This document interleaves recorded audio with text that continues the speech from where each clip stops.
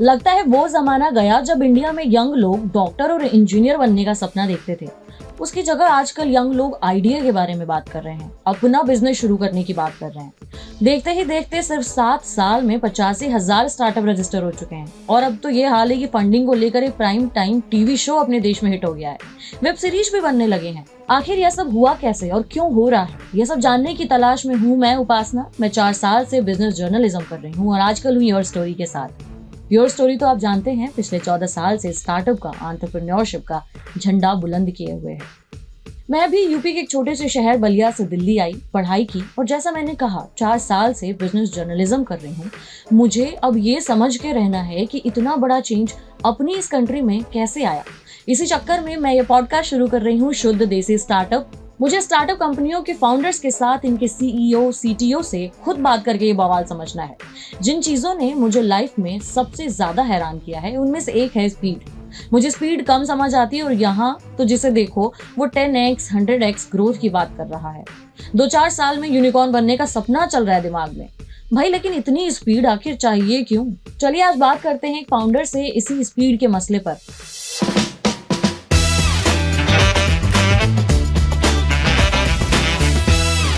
अर्पित धूपर, जिन्होंने पराली की प्रॉब्लम सॉल्व करने के लिए एक बिजनेस ही शुरू कर दिया जिसका नाम है Dharaksha eco solution. Welcome Arpit. Thank you so much introduction के लिए। तो मेरा नाम अर्पित धूपर है और मैं एजुकेशन से एक इंजीनियर रहा हूँ। तो मैंने मैकेनिकल इंजीनियरिंग कंप्लीट की थी अपने 2014 में। और मेरा हमेशा से जो इंक्लिनेशन था that was towards building something better for the society and better for the environment. तो काफ़ी ज़्यादा मेरा ऐसे हमेशा इंक्लिनेशन रहता था टुवर्ड्स मेकिंग थिंग्स।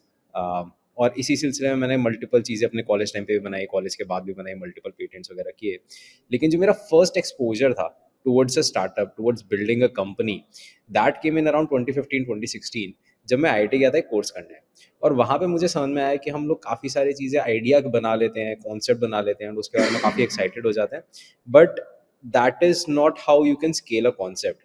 स्केल करने के लिए बहुत इंपॉर्टेंट है कि वो जो भी आप प्रोडक्ट बना रहे हो, जो भी आप आइडिया बना रहे हो, that has to reach the masses, है ना। जब जितना ज़्यादा प्रोडक्ट फ्लो करेगा, जितना ज़्यादा मार्केट में पहुँचेगा, तभी उसका कुछ इम्पैक्ट हो सकता है। और उसके लिए बहुत सारे पिलर्स की ज़रूरत होती है। मार्केटेबिलिटी कैसी है, प्रॉफिटेबिलिटी कैसी हो सकती है, स्केलेबिलिटी कैसी हो सकती है, एक्सेट्रा एक्सेट्रा। तो ये एक मेरी काफ़ी लंबी लर्निंग रही।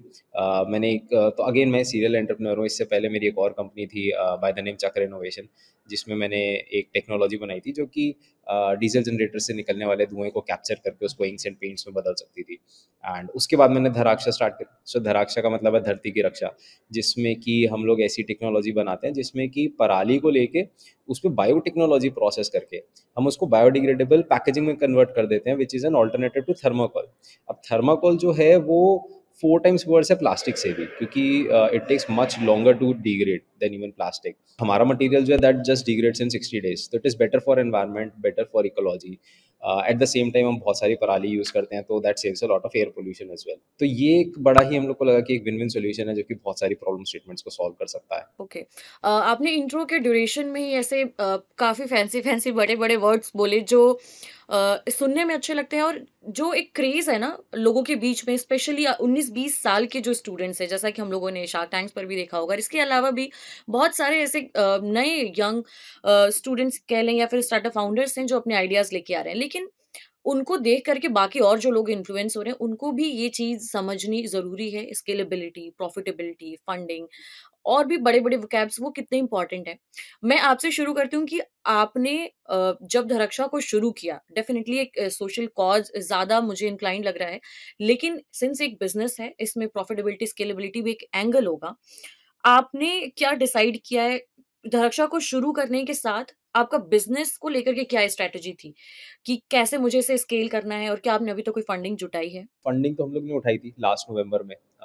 तो वो हम लोग ने काफ़ी सारे एंजल्स और कुछ वेंचर कैपिटलिस्ट फर्म से मिला के एक एक फंडिंग उठाई थी। तो अगेन आपने एक बहुत ही सही क्वेश्चन पूछा, प्रॉफिटेबिलिटी, है ना, कि आप बिजनेस को कैसे प्लान कर रहे हो। बिजनेस अगर प्रॉफिटेबल होगा तो ही वो ग्रो कर पाएगा। ग्रो कर पाए क्योंकि आपका जो प्रॉफिट आएगा आप उसी को रीइन्वेस्ट करके ग्रो कर सकते हो। और ग्रोथ बहुत ही इंपॉर्टेंट मैट्रिक्स है किसी भी कंपनी के लिए, किसी भी बिजनेस के लिए, चाहे वो इंडिया हो चाहे वो ग्लोबली हो। ठीक है, कि आप कितनी जल्दी, आप कितना एक्सपैंड कर सकते हो या कितना बड़ा मार्केट है जिसको आप केटर कर सकते हो। तो ये ऑब्वियसली बहुत ही इंपॉर्टेंट मैट्रिसेस होते हैं। एंड कोई भी अगर आपको फंडिंग डालना चाहता है तो वो इस इस पॉइंट पे आपके अंदर फंडिंग नहीं डालता कि आप आज कहाँ पे हो, वो सिर्फ इस होप में फंडिंग डालता है कि आप आज से 5 साल बाद या 10 साल बाद कहाँ पहुँच जाओगे, और आप तब कितनी बड़ी कंपनी बन सकते हो, और तब आप कितना प्रॉफिट चर्न आउट कर सकते हो। तो अल्टीमेटली क्या है कि सारा जो भी हमारा फंडिंग लैंडस्केप है, जितने भी हमारे इन्वेस्टर्स हैं, उन सबको ये चाहिए कि it's like an investment for them, यानी कि वो कुछ पैसा डालना चाहते हैं and what they want is कि 5-7 साल बाद, 10 साल बाद ये बहुत ही ज़्यादा बड़ा मल्टीप्लाई होकर वापस मिले। तो अगर वो कंपनी खुद ही इतनी बड़ी नहीं हो पाएगी तो वो उतना रिटर्न कभी दे ही नहीं पाएगी। तो that's why growth parameters, speed parameters become so important if you have to raise funding. Speed, जो एक वर्ड बोला आपने, ये सुनने में बहुत एक सिंपल सा बेसिक टर्म है, लेकिन अगर हम स्टार्टअप के एंगल से देखें, स्पेशली अगर हम ये कोविड वाला पीरियड एनालाइज करें, तो ऐसी बहुत सारी एग्जिस्टिंग कंपनियां भी रही हैं जिन्होंने इस पर्टिकुलर टाइम में फंडिंग जुटाने के लिए बहुत रेसिंग स्पीड से आगे बढ़े हैं। कितना इम्पोर्टेंट हो जाता है ये पहचानना कि आप कैसे डिसाइड करते हैं बेसिकली कि आपके स्टार्टअप की स्पीड क्या होनी चाहिए। एक गाड़ी होती है जो हम रन करते हैं, डेफिनेटली हमें मालूम होता है कि हमारे चारों तरफ की सराउंडिंग देख के हमें कितनी जल्दी पहुंचना है। लेकिन ये स्टार्टअप है, आप कैसे डिसाइड करते हैं कि मुझे इतने साल में यहाँ पहुंचना है, मुझे फंडिंग बहुत इजीली अवेलेबल है, सारा पैसा उठा लेता हूँ मैं। माइंडलेसली पैसे जुटाना किस तरीके से आपको ट्रैक से डाइवर्ट कर सकता है, या फिर अगर आपको पैसे मिल रहे हैं तो प्रायोरिटी ऑल ऑफ सडन आपकी हो जानी चाहिए कि ठीक है मैं पैसा उठा लेता हूँ। ये जो सिस्टम है, इसको थोड़ा सा आप एलैबोरेट कीजिए। तो पास ना आपने ना बहुत ही अच्छी एनालॉजी दी गाड़ी के साथ, कि हम लोग गाड़ी जाते हैं तो उसमें स्पीड डिसाइड करते हैं, है ना। तो मैं इसी एनालॉजी से आपको एक्सप्लेन करने की कोशिश करता हूँ। जैसे मान लीजिए आपको दिल्ली से जर्नी स्टार्ट करनी है, ठीक है। दिल्ली से अगर आपको मेरठ जाना है और आपके पास 2 घंटे हैं, तो आपको बहुत ज़्यादा जैसे हमारी भाषा में बोलेंगे, बहुत ज़्यादा हाई तौबा मचाने की जरूरत नहीं है। You can go in a slow steady pace, ठीक है। पर यही अगर आपको लेट से चंडीगढ़ पहुंचना है, या आपको और बड़ा डिस्टेंस कवर करना है, या आपको बैंगलोर जाना है गाड़ी से ड्राइव करके, तो आप फिर थोड़ा और प्लान्ड होके चलोगे कि यार मैं इतने घंटे ड्राइव करूंगा इस स्पीड पे, यहाँ तक पहुंचूंगा, वहाँ पे नाइट स्पेंड करूंगा, अगले दिन यहाँ से स्टार्ट करूंगा, सो ऑन एंड सो फोर्थ, ठीक है। अब मैं एनालॉजी ड्रॉ करता हूँ। जैसे लेट से मुझे यहाँ से बैंगलोर जाना है, ठीक है, तो मैं एक स्ट्रेच में तो जाऊंगा नहीं। मैं क्या डिसाइड करूंगा कि भाई मैं 6 घंटे ड्राइव करूंगा, एक्स लोकेशन पे पहुंचूंगा, वहाँ पे रूम बुक करूंगा, रात को सोऊंगा। So this for a startup is milestone. यानी कि हम बोलेंगे कि यार हम लोग अगले 1 साल में हम लोग इतने बड़े हो जाएंगे कि हमारे लेट्स से 1000 कस्टमर्स हैं फॉर एग्जांपल, ठीक है, और हमारा इतना रेवेन्यू है। तो ये हमारा एक माइलस्टोन हो गया कि मैं ये अपनी जर्नी में, लेट्स से मेरी जर्नी होने वाली है कि मैं फॉर एग्जांपल एक आर्बिट्री नंबर बोल रहा हूँ कि मैं कंट्री के 10 लाख लोगों को सर्विस करूंगा अपने प्रोडक्ट से, ठीक है। ये मैंने एक अपना डेस्टिनेशन बनाया, ये मैंने अपना एक टारगेट बनाया, ठीक है। जस्ट लाइक हम लोग ने गाड़ी के एग्जाम्पल में देखा, हमने बैंगलोर को अपना टारगेट बनाया, ठीक है। अब आता है माइलस्टोन, यानी कि आपको ब्रेक करना पड़ेगा अपने जर्नी को। एक स्ट्रेच में ना तो कोई कंपनी वो जर्नी पूरी कर सकती है, ना कोई इंडिविजुअल वो जर्नी पूरी कर सकता है, ना आप गाड़ी से वो जर्नी पूरी कर सकते हैं, राइट। तो आपने माइलस्टोन्स ब्रेक करे। फिर माइलस्टोन्स में आपने प्लानिंग करी कि यार 6 घंटे में यहाँ तक पहुँच जाना चाहिए। 6 घंटे का प्लस माइनस थोड़ा 7-8 घंटे में पहुँच जाना चाहिए। 6 घंटे का अगर आपका लेट से 4 दिन लग रहे हैं, तो वो अनसस्टेनेबल है। फिर आपकी बैंगलोर की जर्नी फिर वो कहीं का पता नहीं कहाँ पहुंचेगी, और नॉट नेसेसरली शायद आप वहाँ पहुंच पाओगे भी नहीं पहुंच पाओगे, क्योंकि आपका टोटल टाइम तो लिमिटेड है, राइट। सिमिलरली एक स्टार्टअप्स इकोसिस्टम, एक स्टार्टअप स्पेस में हम कहते हैं कि हमारे पास 5 साल का हॉराइजन, यानी कि 5 साल तक मैं प्रिडिक्ट कर सकता हूँ कि मार्केट कैसा बिहेव करने वाला है या दुनिया कैसे बिहेव करने वाली है। 5 साल से ज़्यादा मैं प्रिडिक्ट ही नहीं कर सकता, क्योंकि there are so many uncertainties. और कोविड ने हमें दिखा दिया कि यार आप जितना मर्जी प्लानिंग कर लो, उससे ज़्यादा ही अनसर्टेनिटीज है। तो हम लोग हमेशा 5 साल का हॉराइजन लेके चलते हैं कि यार इतना मैं देख सकता हूँ, इतना मैं प्रिडिक्ट कर सकता हूँ। 10 साल का अगर कोई कहता है कि मैं 10 साल में यहाँ पहुँच जाऊँगा, तो हम कहते हैं वो लॉन्ग शॉट है या मून शॉट है, कि पता नहीं, हो सकता है, नहीं हो सकता, पता नहीं। 5 साल को हम एक हॉराइजन मानते हैं। अब 5 साल में आपने एक टारगेट सेट किया, उसके अकॉर्डिंग आपने माइलस्टोन सेट किए, उसके अकॉर्डिंग आपकी स्पीड निकलेगी। तो ये थोड़ा सा बैक कैलकुलेशन टाइप्स है कि आप डिसाइड करते हो कि यार मेरी ये स्पीड होनी चाहिए। अब अगेन इसमें कोई भी सही या गलत आंसर नहीं है। It all depends on how confident about you are, about your company, about your product, about your execution, about your team. तो ये बड़ा ही रिलेटिव कंसेप्ट है। तो हम लोग जैसे देखते हैं कि सॉफ्टवेयर स्टार्टअप्स में वो लोग बहुत ही फैंसी ग्रोथ दिखाते हैं, एंड वो लोग ऐसे दिखाते हैं कि हम लोग यूजर बेस को ग्रो कर रहे हैं 100% मंथ ऑन मंथ, जबकि मैन्युफैक्चरिंग में we talk about 50% year on year. तो वो स्पीड का बहुत डिफरेंस होता है डिपेंडिंग ऑन कि आपका प्रोडक्ट क्या है, आपका मार्केट क्या है, आपके कस्टमर्स कैसे हैं, एक्सेट्रा एक्सेट्रा। तो सबका ऐसा नहीं होता कि ये कोई one formula fits all. So it's a very related thing. Okay, so basically her startup के जो उसके गोल्स हैं या जो उसका टारगेट है उसके बेसिस पर डिपेंड करता है कि उसने अपनी स्पीड के लिए क्या टाइमलाइन सेट कर रखी है। लेकिन जैसा आपने बताया कि ये जो जर्नी है इसमें हम जा रहे हैं, मैंने अपना एक माइलस्टोन सेट कर रखा है कि मुझे 2 साल में यहाँ पहुंचना है, इतने फंड में भी मैं ये काम कर लूंगा, मुझे मिनिमाइज रखना है कि बाहर का एक्सटर्नल कोई फंड मुझे अभी नहीं लेना है। लेकिन लेट अस सपोज जैसे कोविड के टाइम पे लिक्विडिटी बहुत ज्यादा हो गई थी, अब शायद यही रीजन था कि बहुत सारे स्टार्टअप्स ने फंडिंग रेज की। अगेन आपकी टाइमलाइन के अकॉर्डिंग वो आपकी नीड नहीं है वो फंड उस वक्त पे, लेकिन स्टिल आपको ऐसा लग रहा है कि मैं मिल जाता हूँ, और शायद यहाँ पर एक रीजन आता है वैल्यूएशन का, कि वैल्यूएशन बढ़ा लेते हैं, वैल्यूएशन बढ़ जाएगा। क्या ये एक स्टार्टअप के गोल के जो जर्नी है उसमें एक ये डिस्ट्रैक्शन की तरह काम करता है, या एक्चुअली जो वैल्यूएशन वाला पार्ट है वो कैसे देखना चाहिए एक वानाबी एंटरप्रेन्योर को या फिर एक एग्जिस्टिंग फाउंडर को आपके पर्सपेक्टिव से? तो अब इसमें ना उपासना, मैं एक चीज़ हाईलाइट करना चाहूँगा कि ना हर थोड़े टाइम बाद चीज़ों को करने का तरीका बदल जाता है, ठीक है। And that's how just how societies evolve. जैसे मैं बात करूँ before 98, all the major companies were state owned, यानी कंट्री की गवर्नमेंट चलाती थी उसको। 98 के बाद लिबरलाइजेशन हुआ, ग्लोबलाइजेशन हुआ, and there were a lot more opportunities that opened up for private businesses to do. तो अब क्या हुआ कि वो एक एक उसको बोलते हैं हम इन्फ्लेक्शन पॉइंट, यानी उस पॉइंट के बाद चीज़ें सेम नहीं रहती, है ना। बिजनेस करने का तरीका सेम नहीं रहता, मार्केट सेम नहीं रहती, इंडस्ट्री सेम नहीं रहती, लोगों के पास पैसा ज़्यादा आ जाता है, तो लिक्विडिटी, जैसे आपने कहा कि मार्केट में लिक्विडिटी बढ़ गई है, अब लोग ज़्यादा चीज़ें अफोर्ड कर सकते हैं। तो क्या आप उसको कैपिटलाइज करते हो, या आप सोचते हो कि नहीं यार मैं तो पहले की तरह प्लान पे ही चलूंगा। बट जैसे मैंने कहा कि मार्केट तो डायनामिक है ना। अब जैसे आज की डेट में हम बात करें, तो आज की डेट में भी मार्केट में बहुत लिक्विडिटी है। हम लोग की इंडियन इकोनॉमी में आज की डेट में भी बहुत ज़्यादा कार सेल हो रही है। पूरा global major countries are going through recession, पर अगर आप इंडियन कॉन्टेक्स्ट में बात करोगे तो स्कॉर्पियो एन लॉन्च हुई थी, वो आधे घंटे के अंदर 1 लाख गाड़ियाँ बिक गई थी।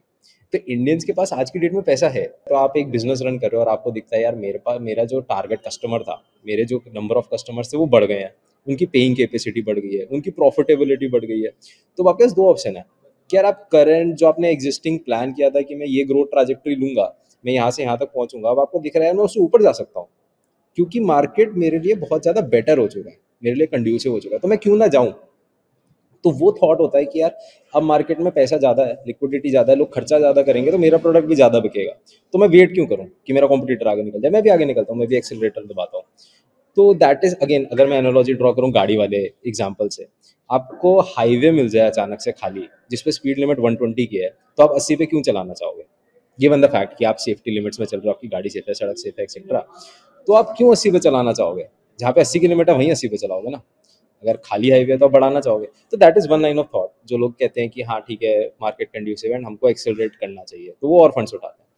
But at the same time you are also right कि बहुत सारे लोग इसलिए भी पैसा उठा लेते हैं क्योंकि उनको एक चीज़ होती है जिसको हम बोलते हैं फोमो, यानी fear of missing out. Now this is nothing but how our brain is wired, है ना। We want being at the centre of herd is the safest place to be, ठीक है, that's how our brain has evolved. अभी भी अगर मैं let's say एक startup ecosystem में हूँ, तो मेरे दोस्त होंगे जो कि स्टार्टअप इकोसिस्टम में होंगे, अगर 50 लोगों का हमारा ग्रुप है, 50 में से 48 लोग फंडिंग उठा रहे हैं, तो मैं भी उस ग्रुप का पार्ट होना चाहूँगा। I don't want to be left out, because then it makes me afraid कि यार कुछ गड़बड़ हो गई तो मेरे पास तो पैसा नहीं होगा, उसके पास होगा, राइट।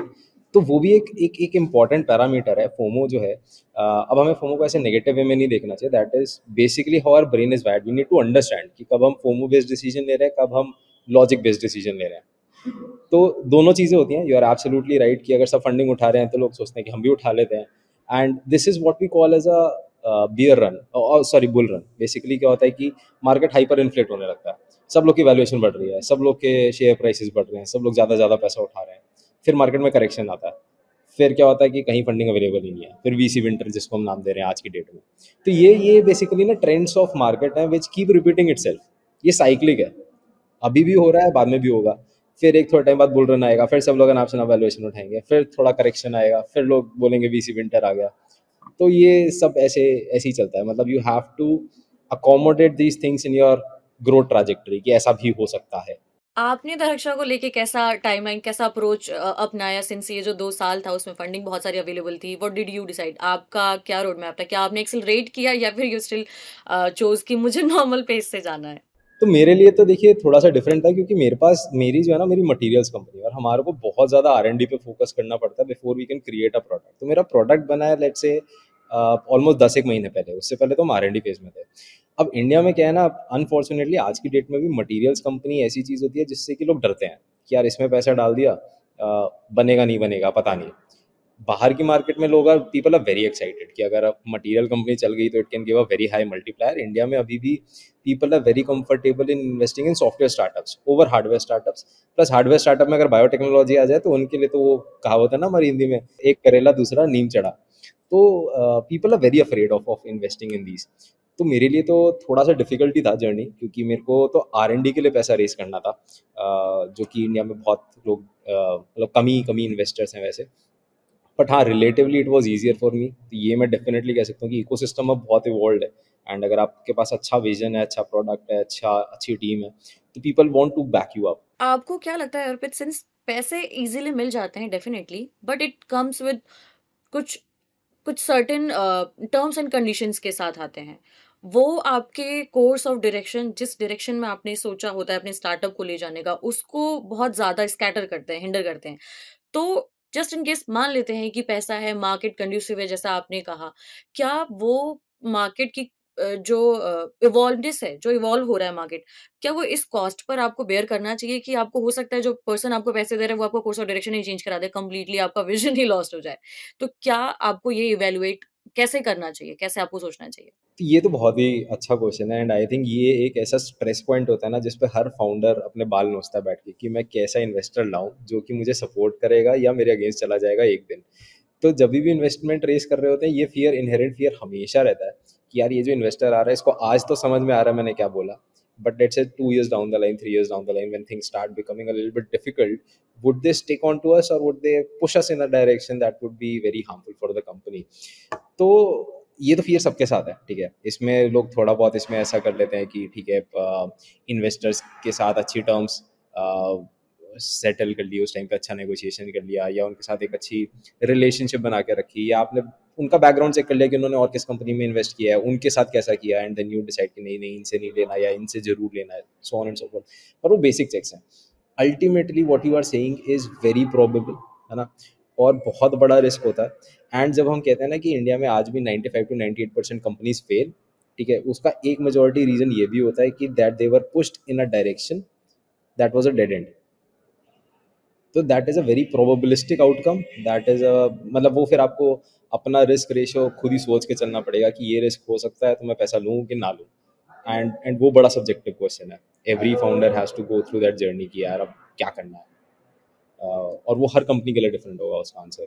मैंने एक किताब भी है, how to think fast and slow. मुझे लगता है कि जो स्टार्टअप की जो स्पीड की जिस थीम पर हम बात कर रहे हैं, डेफिनेटली आपके पास आने वाले टाइम में हो सकता है कि ऐसे सर्कमस्टांसेस बने जहां आपको लगे कि मुझे थोड़ा सा गाड़ी भगा लेनी चाहिए, शायद मैं ज्यादा ग्रैब कर सकूं, ज्यादा मार्केट शेयर ग्रैब कर सकूं, या फिर मुझे मेरे पास बाकियों के कंपैरिजन में ज्यादा ऐप टेक्नोलॉजी है, मैं थोड़ा सा एक लेवल अप हूं, तो मुझे ज्यादा मार्केट शेयर मिल सकता है। लेकिन अगेन, क्या आपको फास्ट और स्लो करते रहना इज नॉर्मल, या फिर एक बार आपने एक्सेलरेट कर लिया तो you have to be keep moving ahead, उस स्पीड से आगे ही बढ़ना है, या फिर थोड़ा सा स्लो होकर के अब नॉर्मल पेस पे भी बाकी चीजें जो आपकी शायद पीछे छूट गई हैं, जो उस पैरामीटर्स को जो साथ लेके चलना था, आप उन पे भी थोड़ा सा काम कर सकते हो। कैसे कैसे कॉन्सेप्ट, ये क्या ये वायबल कॉन्सेप्ट है या फिर नहीं? मतलब बड़ा ही प्रैक्टिकल सिचुएशन है। बहुत सारे स्टार्टअप्स अपना करेक्शन करते हैं, तो कई बार आपने शायद सुना होगा कि कंपनी डी वैल्यू हो गई। उसका क्या मतलब होता है, कंपनी ने एक सर्टेन वैल्यूएशन पे पैसा रेज करा, फिर उनको लगा नहीं नहीं प्रोडक्ट वहां तक नहीं है, and you know they faced a few challenges, फिर उन्होंने उससे थोड़ी कम वैल्यूएशन पे और पैसा रेज करा। क्योंकि अल्टीमेटली सी, पैसा इज लाइक फ्यूल हमारे पुराने एनालॉजी में, है ना। आपको दिल्ली टू बैंगलोर जाना है, इट्स फ्यूल। आपको अभी फ्यूल चाहिए, बाद में फ्यूल चाहिए, राइट। जितना एक्सेलरेट करते हो गाड़ी का एवरेज गिरता है। स्टार्टअप में भी आप जितना एक्सेलरेट करते हो पैसा उतना ज़्यादा चलता है, राइट। बहुत ही क्लियर सा हुआ है, ठीक है। अब आपने ज़्यादा एक्सेलरेट कर दिया, आपकी गाड़ी में फ्यूल खत्म हो गया, अब आपको पेट्रोल भराना पड़ेगा। अगेन मैं सिमिलर एनालॉजी ड्रॉ करता हूँ। किसी सर्टेन स्टेट में आपका पेट्रोल का रेट हाइयर था, तो आपने सोचा था ये स्टेट क्रॉस करके भरवाऊंगा, लेकिन पहले खत्म हो गया, तो आपको भरवाना पड़ेगा, राइट। तो जो आप करेक्शन की बात कर रहे हो ना, कि आपने सोचा था यहाँ तक पहुंच जाओगे, इस माइलस्टोन को क्रॉस कर लोगे, आप नहीं कर पाए, तो आपको वेट करना पड़ेगा, थोड़ा सा स्लो डाउन करना पड़ेगा, थोड़ा सा रीथिंक करना पड़ेगा, रीइवैल्यूएट करना पड़ेगा।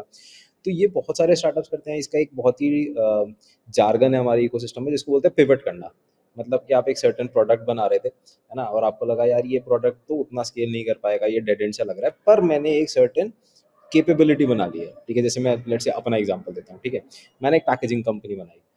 मुझे थोड़े टाइम में समझ में आता है यार पैकेजिंग तो उतना बड़ा मार्केट नहीं है, उतना प्रॉफिटेबिलिटी नहीं आ रहा, पर मेरी कोर एक्सपर्टीज़ क्या है कि मैंने बायोटेक्नोलॉजी बहुत अच्छे से सीख ली, मैंने मशरूम कल्चर्स बहुत अच्छे से सीख लिए, मैंने बायो रिएक्टर्स बनाने बहुत अच्छे से सीख लिए, तो वो मेरे पास कोर कॉम्पिटेंसी आ गई। क्या इस कोर कॉम्पिटेंसी को मैं कहीं और लगा के और प्रॉफिटेबल और स्केलेबल बिजनेस बना सकता हूँ? तो अगर वो समझ में आ गया तो फिर हम कहेंगे चलो हम इस डायरेक्शन में चलते हैं। उसको हम बोलेंगे पिवट करना, यानी हमने थोड़ा सा टाइम ऑफ लिया, थोड़ा सा ढंग से सोचा कि यार मार्केट क्या है, हमारी कोर कॉम्पिटेंसी क्या है, क्या हम और कुछ और अच्छा कर सकते हैं। अब पिवट का मैं आपको बहुत ही अच्छा एग्जाम्पल देता हूँ, ठीक है। सुजलॉन जो है, सुजलॉन, ठीक है, Suzlon was a textile company. तो ये लोग कपड़ा बनाते थे। इनके साथ बहुत बड़ा चैलेंज आता था कि इनकी इलेक्ट्रिसिटी लोड शेडिंग बहुत ज़्यादा थी जहाँ पे इनका प्लांट था, तो इनको इलेक्ट्रिसिटी सप्लाई नहीं मिलती थी ढंग से। तो उन्होंने कहा कि हम चलो अपनी विंड टर्बाइन बनाते हैं। इन्होंने अपनी विंड टर्बाइन बना के इंस्टॉल करी, इनको बहुत ही सस्टेनेबल और बहुत ही यूनिफॉर्म इलेक्ट्रिसिटी मिलने लगी। तो इन्होंने कहा कि चलो हमें विंड टर्बाइन बनाना आ गया, हम इस विंड टर्बाइन को और अच्छी बनाते हैं। करते करते दे became the world's largest, most efficient and best wind turbine producer in the world, ठीक है। तो एक पॉइंट था जब उनका सबसे बड़ा मार्केट शेयर सुजलॉन एनर्जी का था, गुजरात में इनकी कंपनी थी। तो क्या ये पिवट नहीं है? आप ये समझिए आपने एक टेक्सटाइल बिजनेस स्टार्ट किया और फिर आप ट्रांजिशन कर गए एक विंड टर्बाइन बिजनेस में, which is hard core mechanical R&D business, right. तो ऐसा नहीं है कि ये pivot is something that is very core to startup ecosystem. This has been prevalent since business का कंसेप्ट इवॉल्व हुआ था कि आपने कुछ कुछ करना शुरू किया, आपको लगा यहाँ पर डेड एंड है, तो हम अपने कोर्स करेक्शन कर लेते हैं। तो ये जो कोर्स करेक्शन वाला जो टेन्योर है जिसमें कि आप सोच रहे हो कि यार ये तो नहीं बढ़ रहा आगे, कोर कॉम्पिटेंसी ये कुछ और करते हैं, तो वो करेक्शन टाइम है, ठीक है। बहुत सारे स्टार्टअप्स ये करेक्शन टाइम लेते हैं। बहुत सारे स्टार्टअप्स बहुत तेजी में एक्सेलरेट करेंगे, फिर शांत हो जाएंगे बहुत टाइम के लिए, एंड फिर वो कुछ और करके आएंगे। आई थिंक ये बड़ा ही कॉमन चीज़ है कि लोगों को बहुत बार एक्सेलरेटर से पैर उठाना पड़ता है, थोड़ा सा वेट करना पड़ता है, करेक्शन करना पड़ता है, डायरेक्शन चेंज करनी पड़ती है, फिर जाना पड़ता है। जिस फंडिंग की बात कर रहे थे हम, फंडिंग आपके पास आ गई, आपको दिख रहा है मार्केट भी बहुत सपोर्टिव है, मुझे आगे भागना चाहिए। लेकिन एट द सेम टाइम उस पैसे को अ, किस तरीके से लगाना है और कैसे आप इंश्योर कर सकते हैं कि आपके पास जो भी रिसोर्सेज ऑलरेडी अवेलेबल हैं, मतलब वो जो फंडिंग आपने उठाई है, उसका एक्चुअल जो यूज़ है वो मैं बहुत काम की चीज़ में ही कर रहा हूँ कि वो प्रॉपर्ली वो एक्सेलरेट करने वाले काम में ही यूटिलाइज़ हो रहा है, किसी ऐसी चीज़ में नहीं हो रहा है जहाँ पर ऑलरेडी मेरे पास ऑप्टिमम रिसोर्सेज़ हैं या फिर वो प्रॉपर इनफ है, उसमें ज़्यादा एक्स्ट्रा पैसे नहीं डाल रहा हूँ मैं और उस पर्टिकुलर चीज़ में लगा रहा हूँ जहाँ जो इस समय नीड ऑफ द आवर है। ये कैसे आप डिसाइड कर सकते हो? इसके लिए ना मैं एक आपको हिंदी की कहावत बोलूँगा, ऐसे बचपन में हमने पढ़ी थी, घर की मुर्गी दाल बराबर।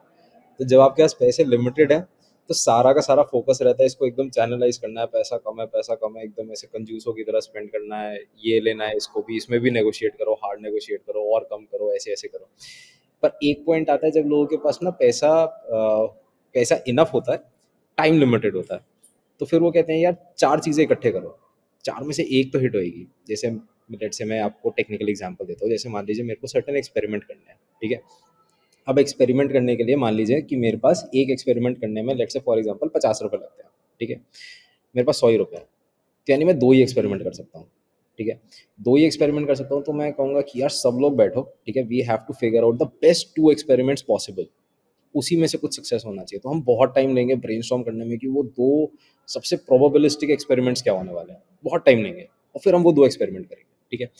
पर लेट्स से मेरे पास 1 लाख रुपए है और एक एक्सपेरिमेंट की कॉस्ट 50 रुपये है, तो मैं कहूँगा यार 10 प्रोबेबिलिस्टिक एक्सपेरिमेंट निकालो, 20 निकालो और इकट्ठे कर दो 20 में से। So it it basically increases my chances of success, ठीक है। Ultimately everything boils down to probability. आप कुछ भी एक्सपेरिमेंट कर रहे हो, लेट्स से टेक्निकल एक्सपेरिमेंट कर रहे हो, मार्केट एक्सपेरिमेंट कर रहे हो, मार्केट में कुछ लॉन्च कर रहे हो, कस्टमर फीडबैक देखना चाह रहे हो, इट ऑल इज प्रोबेबिलिटी, ठीक है। अगर आपके पास पैसे लिमिटेड है तो आप बहुत ज़्यादा दिमाग लगा के दो सबसे प्रोबेबल चीज़ें पुश फॉरवर्ड करोगे। अगर आपके पास पैसे इनफ है तो आप चाहोगे कि यार सब चीज़ें पैरेलल में करते हैं, उनमें से जो भी सक्सेसफुल होगा फिर उसको स्केल करेंगे आगे, राइट। तो तो बड़ा वो फंक्शन होता है कि जो आप हम लोग कहते हैं ना कि यार इतना बड़ा स्टार्टअप हो गया, इतना पैसा रेज किया, इतना ज़्यादा लॉस कर रहा है और प्रॉफिटेबिलिटी कुछ नहीं है, and we start accusing them of spoiling the infrastructure, spoiling the ecosystem, और ये लोग बहुत लॉस कर रहे हैं। पर एक्चुअली वो जो कर रहे हैं वो अपनी प्रोबेबिलिटी ऑफ सक्सेस बढ़ा रहे हैं, right? All they are doing is increasing their probability of success. So since they were able to raise that much, so they can afford to do that much of experiments compared to a company जो कि सिर्फ 2 experiment कर रही है, उसकी probability of success बहुत कम है, और जो कंपनी 20 एक्सपेरिमेंट कर रही है उसकी ऑब्वियसली प्रोबेबिलिटी ऑफ सक्सेस ज़्यादा है, राइट?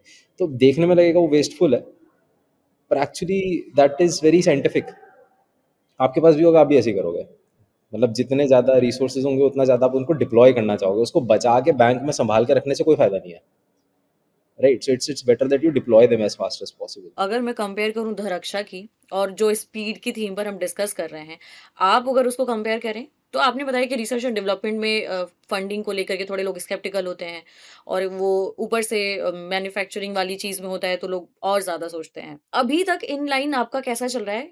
उस स्पीड के नजरिए से अगर हम देखें तो आपको क्या लगता है, आपने कैसे अपनी स्पीड को कम ज्यादा किया है? क्या फिर अभी एवरेज स्पीड से चल रहे हैं, या फिर आगे क्या स्पीड बढ़ाने का प्लान है, या ऑलरेडी स्पीड बढ़ी हुई थी और उससे अब कम करने का टाइम है? हमारे को तो भी स्पीड बढ़ानी है, सो हमारी speed was primarily in R&D। Basically product development cycle is typically 3 to 5 years। आप यहाँ देख लो, आप ग्लोबली कहीं भी देख लो। मतलब आपको मैं बहुत सिंपल सा एग्जांपल देता हूँ। आप आईफोन देख लो, ठीक है? आईफोन आया, दैट वाज पाथ ब्रेकिंग। फिर आईफोन 3 आया, दैट वाज पाथ ब्रेकिंग 3 साल बाद। फिर आईफोन 4 और 5 सेम थे। फिर आईफोन 6 आया विच वाज पाथ ब्रेकिंग, 3 साल का गैप। 7 8 सेम थे। फिर आईफोन 10 आया which was path breaking. 11 12 same थे। 13 14 डिफरेंट आए, राइट? तो 3 से 4 साल लगते हैं आपको कुछ भी पाथ ब्रेकिंग बनाने में, है ना? तो ये एक जेस्टेशन पीरियड होता है एक एक टेक्नोलॉजी स्टार्टअप का, कि 3 से 4 साल तो आपके लग गए टेक बनाने में, उसको थोड़ा सा स्टेबलाइज करने में, before you could actually launch. अब तो हमारा वो वाला फेज तो कंप्लीट हो गया, ठीक है? तो वो जो एक फेज था which was a tough phase, जिसको भी हम लोग अपनी लैंग्वेज में 0 to 1 फेज भी बोल देते हैं, तो वो फेज तो हमने क्रॉस कर लिया। Now it's all about multiplying this and scaling it up. तो अगेन आपका जो क्वेश्चन था कि आप स्पीड कैसे डिफाइन करने वाले हो, तो वो मेरी डिफाइन होगी मेरे विजन से। जैसे मुझे पराली की प्रॉब्लम खत्म करनी है, अब मैं ये तो नहीं बोल सकता अगले 100 साल में पराली की प्रॉब्लम खत्म करूंगा, मैं खुद नहीं जिंदा रहूंगा 100 साल तक, राइट? तो मुझे एक फाइनाइट टाइम होराइजन डिसाइड करना पड़ेगा। लेट्स से मैंने डिसाइड किया 10 साल। 10 साल में फिर मैं कहूँगा 5 साल तक इतना हो जाना चाहिए, 4 साल में, 3 साल में, 2 साल में, 1 साल में। तो 1 साल का मेरा एक टारगेट डिफाइन होगा। तो वो टारगेट हमने डिफाइन किया है कि हमें एक बड़ा प्लांट लगाना है जिसमें हमें इकोनॉमीज ऑफ स्केल हिट करके जितनी भी उसकी कॉस्ट ऑप्टिमाइजेशन पॉसिबल है वो हिट करके, और फिर हमें एक मास मार्केट में उतरना है। तो ये हमारा अगले 1 साल का टारगेट होने वाला है। तो इसके लिए हमारे को जो भी नेसेसरी फंड रेज करना है, तो वो हमने प्लान बना लिया है, एंड उसके लिए हम लोग अभी मार्केट में जाएंगे। अगेन अभी मार्केट बोल रहे हैं कि उतना कंड्यूसिव नहीं है फंड रेज करने के लिए एट प्रेजेंट। इसको VC विंटर बोला जा रहा है कि लोग बहुत ज़्यादा इन्वेस्टमेंट्स नहीं कर रहे हैं, बट अगेन मतलब कोई ना कोई तो करेगा ही। बहुत ही यूजफुल इंसाइट दिया आपने अर्पित। एक स्टार्टअप इकोसिस्टम में, या फिर एक पर्टिकुलरली बात करें तो एक स्टार्टअप के लिए स्पीड उसकी कितनी ज़्यादा मायने रखती है और कौन कौन सी चीज़ें उसकी स्पीड को इन्फ्लुएंस करती हैं। अगर मैं पूरे राउंड को, पूरे इस एपिसोड को जो हम लोगों ने डिस्कस किया, उसको सम अप करते हुए बहुत एक बेस लाइन में बोलूं, जो कि काफी सब्जेक्टिव है, आपने बोल ही दिया है उस पूरे ड्यूरेशन में, स्टिल आप अगर बोलना चाहें तो एक बेसिक कौन सी थ्योरी माइंड में रख करके कोई एक ऐसा पर्सन जो अभी स्टार्टअप शुरू करने के बारे में सोच रहा हो, वो इन चीजों के बारे में अभी सीख रहा हो, उसके लिए कौन सी ऐसी 2 लाइन में आप अपना मंत्र देना चाहेंगे, जो आपको लगता है कि आप उस इन लाइन पे चलोगे तो काफी हद तक आप ऑन ट्रैक रह सकते हो? तो मेरे अकॉर्डिंग तो जो मैंने अभी तक सीखा है अपने करियर में, कि सबसे इंपॉर्टेंट जो पैरामीटर है वो ये है कि you should have a very strong why. कि आप जो भी कर रहे हो, जो भी बना रहे हो, वो क्यों कर रहे हो, एंड क्या आपके सॉल्यूशन से वो क्यों सॉल्व हो रहा है, and is your solution the best solution to do that. जैसे अगर मैं अपनी बात करूँ, अगर मैं पैकेजिंग प्रोवाइड कर रहा हूँ, तो क्या मेरी पैकेजिंग वर्ल्ड की बेस्ट पैकेजिंग होने वाली है? जितने मेरे कस्टमर्स होने वाले हैं उनको जो भी पैकेजिंग की प्रॉब्लम होने वाली है, क्या मैं वो सॉल्व कर सकता हूँ? So that why has to be very important, कि मैंने ये शुरू किया तो क्यों शुरू किया। जैसे मेरे लिए मेरा वाई है, मेरे को पराली की बर्निंग की प्रॉब्लम को खत्म करना है, मुझे पोल्यूशन को खत्म करने का एक एक पाथ सेट करना है, and so that many more people can follow, and one day we become a country जहाँ पे की एयर क्वालिटी एकदम क्लीन है। तो वो मेरा विजन है। तो अगर विजन और वाई क्लियर है ना, तो फिर जितने भी हिकअप्स आएंगे, अप्स एंड डाउन्स आएंगे, तो आपको वो विजन दिखता रहेगा। So you would be able to navigate. जैसे हमारे मतलब सेइंग होता है ना कि always focus on the north star, so you would be able to navigate. तो वो एक नॉर्थ स्टार क्या होता है कि आपका विजन क्या है और आपका वाई क्या है। अगर ये 2 चीज़ आपको क्लियर है तो you won't be lost in this process. क्योंकि ये प्रोसेस क्या है ना, बहुत ही सब्जेक्टिव है। कभी कुछ हो रहा है, कभी कुछ हो रहा है, कभी सब लोग फंडिंग रेस कर रहे हैं, कभी कोई नहीं कर पा रहा है, कभी वैल्यूएशन बढ़ रही है, कभी घट रही है, कभी कस्टमर को पसंद आ रहा है, कभी नहीं आ रहा। So it's a very mixed journey, right. और इसमें it is very easy to get lost होने से बचाने का एक ही तरीका होता है, जो मेरे को अगेन अभी तक समझ में आया, कि आपका वाई बहुत स्ट्रांग होना चाहिए, आपका विजन बहुत स्ट्रांग होना चाहिए। अगर उसमें आपको क्लैरिटी है तो इट्स वेरी रेयर कि कोई ऐसा क्वेश्चन आ जाए जो आप ना सॉल्व कर पाओ। तो इस एपिसोड में अर्पित ने जो हमें इनसाइट दिए, उनके बेसिस पर हम ये कह सकते हैं कि कभी कभी कंपनियों को मार्केट बिल्कुल हाईवे वाला माहौल दे देता है, जहां आपको लगता है कि यहाँ पर तो रेस लगाई जा सकती है। कुछ मामलों में फाउंडर फोमो के चक्कर में, यानी फियर ऑफ मिसिंग आउट के चक्कर में, एक गैर जरूरी रास्ते पर चल पड़ते हैं और उनका फोकस डाइवर्ट होकर आ जाता है स्पीड पर। अर्पित, आपका बहुत बहुत धन्यवाद हमारे साथ जुड़ने के लिए, स्टार्टअप्स और स्पीड के बीच की गुत्थी सुलझाने के लिए। तो ये था शुद्ध देसी स्टार्टअप पर हमारा पहला एपिसोड। इस पॉडकास्ट को आप योर स्टोरी हिंदी की वेबसाइट या किसी भी अन्य पॉडकास्ट स्ट्रीमिंग प्लेटफॉर्म पर सुन सकते हैं। तो जल्द मिलते हैं आपसे अगले एपिसोड में एक नए फाउंडर और एक नए टॉपिक के साथ। तब तक के लिए आप हमें जिस भी प्लेटफॉर्म पर सुन रहे हैं वहाँ योर स्टोरी को जरूर फॉलो कर लें। धन्यवाद।